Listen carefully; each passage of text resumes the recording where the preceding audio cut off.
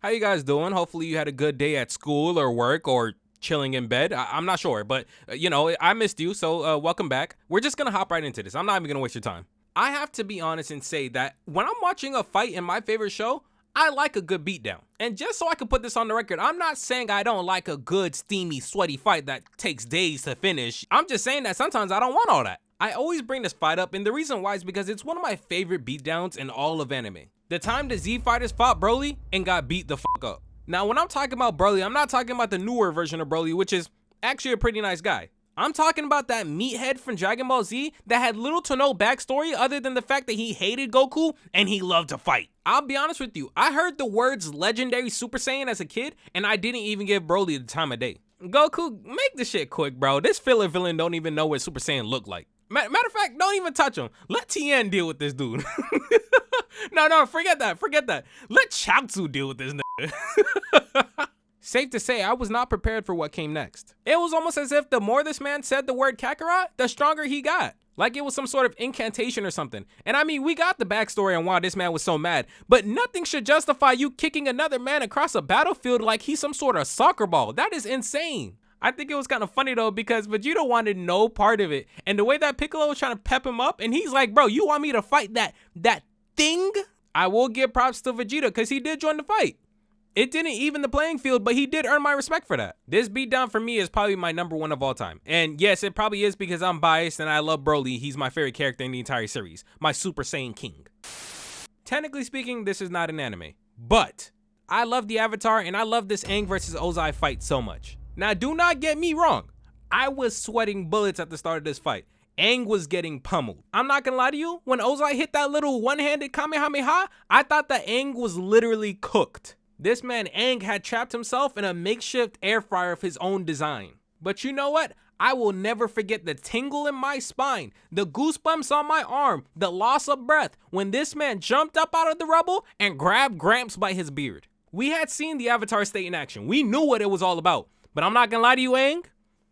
That's my fault. I didn't know you had it like that. I'm sorry, bro. I have no idea why I doubted this man. He had Ozai running for his life. When I say no, forget that. He was flying. No, jet propulsing for his life. Any and all aura that this man Ozai had before this fight completely sapped out the window. This child had this grown man looking like a bitch. Not to mention, we're talking about this dude Aang had been training the entire series. We were waiting so long for this. 3 books, I believe. 3 books we had been waiting for this fight. And he finally got to the point where he got to have his one-on-one and he did not waste his opportunity. If you told me that Aang could beat Mike Tyson in a fight, I'd probably say you a damn lie. But at the same time, I guess I can understand it. Now, I will say the one problem with this fight, if anything, was at the end, it almost seemed like Aang was about to get his powers taken. But he did manage to remedy the situation, and he did take Ozai's powers. So for that reason, bro, this entire fight was flawless to me. I loved it so much. Plus, at the end of all this,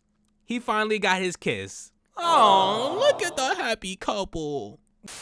Was there like a legitimate point to Moomin Rider from One Punch Man?